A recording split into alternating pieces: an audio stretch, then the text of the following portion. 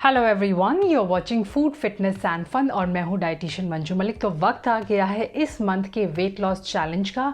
तो ये चैलेंज जो है वो चैलेंजिंग है, थोड़ा सा इंटरेस्टिंग भी है, लेकिन सबसे अच्छी बात है कि अगर आप इसके सारे स्टेप्स को फॉलो करते हैं तो ये आपको मदद करने वाला है वेट लॉस में, फैट लॉस में, हार्मोनल बैलेंस में, बेली फैट को कम करने में भी ये हेल्प करेगा, स्ट्रेस लेवल को रिड्यूस करने में हेल्प करेगा। इन शॉर्ट आपका ओवरऑल जो लाइफस्टाइल है वो इससे इम्प्रूव होगा। इसमें कुछ ऐसे स्टेप्स हैं जो आपके डाइजेशन को बूस्ट करने के लिए, आपके मेटाबॉलिज्म को बूस्ट करने के लिए हेल्प करेंगे, आपकी इम्यूनिटी को बूस्ट करेंगे। तो चलिए स्टार्ट करते हैं। तो ये समर का मौसम है, ऐसे में सबसे पहला जो हमारा चैलेंज है वो ये है कि आपको इस महीने में स्नैक्स में सिर्फ 2 ऑप्शंस मिलेंगे। एक, या तो आप फ्रेश फ्रूट कंज्यूम कर सकते हैं जो आप मिड मॉर्निंग स्नैक की तरह कंज्यूम करेंगे, या फिर आप कोई समर ड्रिंक कंज्यूम कर सकते हैं। हाल ही में मैंने आपके साथ बहुत सारे समर ड्रिंक्स के ऑप्शन शेयर किए थे, चाहे वो हाई प्रोटीन ड्रिंक्स हों या फिर फर्मेंटेड ड्रिंक्स हो, कूलिंग ड्रिंक्स हों या फिर विटामिन सी रिच ड्रिंक्स हों। समर के जो फ्रूट्स होते हैं वो भी हाई होते हैं इन देयर वाटर कंटेंट, चाहे वो मेलन्स हों, पाइनएप्पल हों, प्लम्स हों, आप क्यूकम्बर भी एज अ स्नैक ले सकते हैं। तो ये जो चैलेंज है ये आपको हाइड्रेट रखने में हेल्प करेगा। 3 चीज़ों का आपको ध्यान रखना है। स्वीटनर का इस्तेमाल कम करना है, जितना हो सके नेचुरल स्वीटनर्स का इस्तेमाल करें। आप जैगरी यूज़ कर सकते हैं, खांड यूज़ कर सकते हैं, आप डेट्स यूज़ कर सकते हैं, एंड कैफीन का कंजप्शन आपको लो करना है। नेक्स्ट जो हमारा चैलेंज है वो इसी से रिलेटेड है।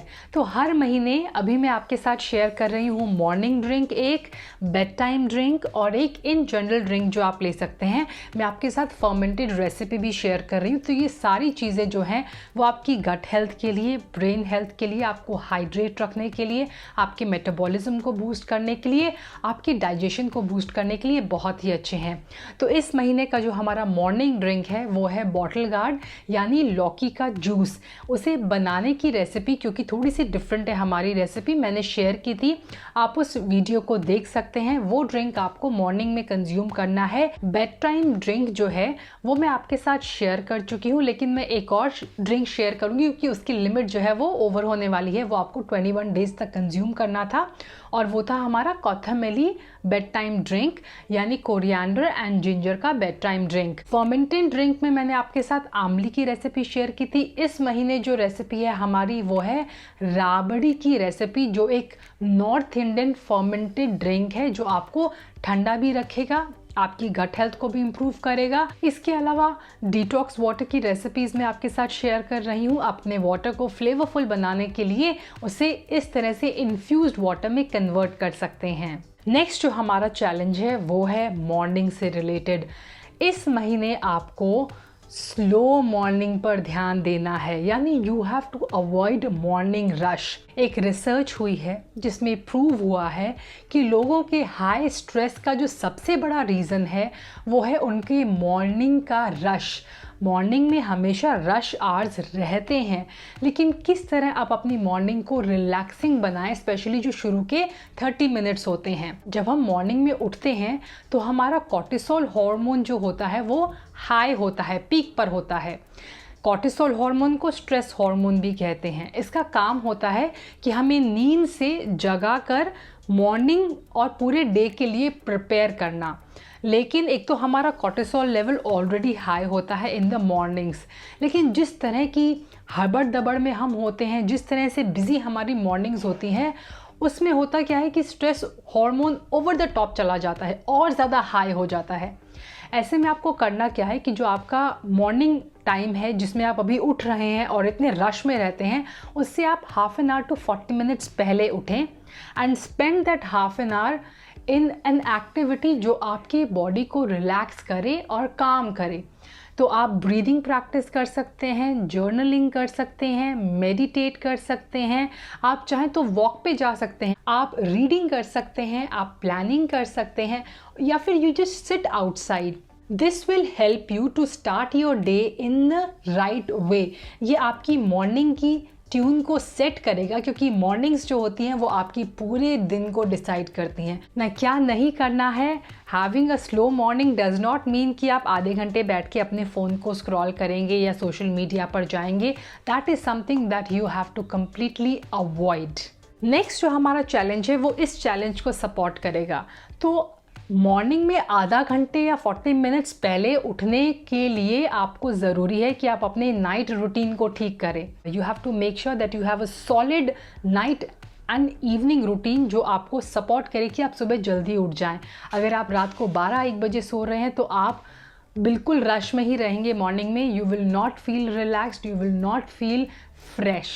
उसके लिए सोने से पहले आपको एक और चीज़ करनी होगी। सोने से पहले 10 मिनट आप स्पेंड करेंगे अपने रूम को, अपने घर को टाइडी करने में, यानी चीज़ों को ऑर्गेनाइज करने में। जब हम मॉर्निंग में उठते हैं, देखते हैं हमारे रूम में सारी चीज़ें बिखरी पड़ी हैं, हम हॉल में एंटर करते हैं, लिविंग एरिया में सारी चीज़ें बिखरी पड़ी हैं, that creates a clutter in your mind. वो चीज़ें देख के आप सडनली लो फील करते हैं, you feel low on energy कि अभी मुझे ये सारा चोरस करना पड़ेगा। सो उसे अवॉइड करने के लिए मेक श्योर कि थोड़ा सा क्लीन अप आप सोने से पहले कर लें, वो आपको मॉर्निंग में रिलैक्स होने में हेल्प करेगा। अपार्ट फ्रॉम दैट अपने क्लोथ्स रेडी कर सकते हैं जो आपको वर्कआउट में यूज़ करना है। हमारा नेक्स्ट चैलेंज डाइट से रिलेटेड है। आपको कूलिंग थिंग्स ऐड करनी है अपनी डाइट के अंदर समर सीजन में। कूलिंग ग्रेन्स जैसे कि बार्ले यानी जौ के आटे को आप यूज़ करेंगे इस महीने।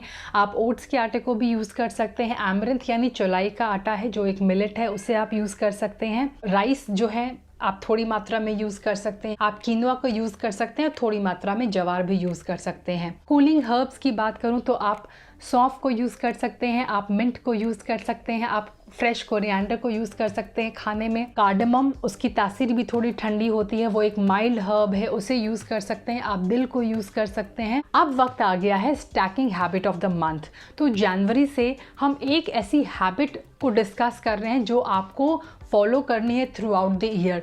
तो जनवरी में हमने वेजिटेबल्स को ऐड करने की अपनी हैबिट स्टार्ट की थी। हमारी फरवरी की हैबिट थी कि हम एम्प्टी स्टमक वर्कआउट करेंगे 10 से 15 मिनट, क्योंकि वो बेली फैट में और नॉर्मल फैट बर्निंग के प्रोसेस में सपोर्ट करता है। उसके बाद मार्च में था एक फिक्स्ड स्लीपिंग स्केड्यूल आपको फिक्स करना था। अप्रैल में हमारी जो हैबिट थी वो थी कि आपको अपना ईटिंग रूटीन फिक्स करना है। नाउ इस महीने की जो स्टैकिंग हैबिट है वो ये कि आपको 7 से 10,000 स्टेप चलने हैं। तो यूजुअली कहते हैं कि 10,000 स्टेप ज़रूरी होते हैं, बट असल में बताऊं तो ये जो 10,000 का कॉन्सेप्ट था वो एक जापानीज़ कंपनी ने स्टार्ट किया था, जो एक पीडोमीटर, जैसे मैंने यहाँ पर स्टेप काउंटर पहना हुआ है स्टेप काउंट करने के लिए फिटनेस वॉच, तो उन्होंने पीडोमीटर्स लॉन्च किए थे। तो उन्हें लगा कि कुछ ऐसा हम कैंपेन लॉन्च करते हैं जो लोगों को याद भी रहेगा और वो इसे यूज़ करने के लिए भी हम उन्हें मोटिवेट करेंगे और अपना प्रोडक्ट भी सेल करेंगे। They actually came out with this 10,000 step number, which obviously if you follow और अगर आप इसे कंप्लीट करते हैं तो आपके लिए अच्छा रहेगा। बट साइंटिफिकली ये प्रूवन हुआ है कि अगर आप 7,000 भी स्टेप करते हैं तो वो आपके लिए जनरल हेल्थ के लिए अच्छा है। बट दैट डजंट मीन कि आप अपना जो नॉर्मल वर्कआउट है वो ना करें। इसके अलावा अगर आप 30-40 मिनट निकाल के योगा या स्ट्रेंथ ट्रेनिंग या कंडीशनिंग अपनी या मोबिलिटी ट्रेनिंग कर सकते हैं तो वो आपके लिए बहुत अच्छा रहेगा। सो इस मंथ मेक श्योर कि आप 7 से 10,000 के बीच में डेली स्टेप जो है वो कंप्लीट करेंगे। नेक्स्ट जो हमारा चैलेंज है वो भी वर्कआउट से रिलेटेड है और वो ये कि आपको एक नए फॉर्म का वर्कआउट इस महीने ट्राई करना है।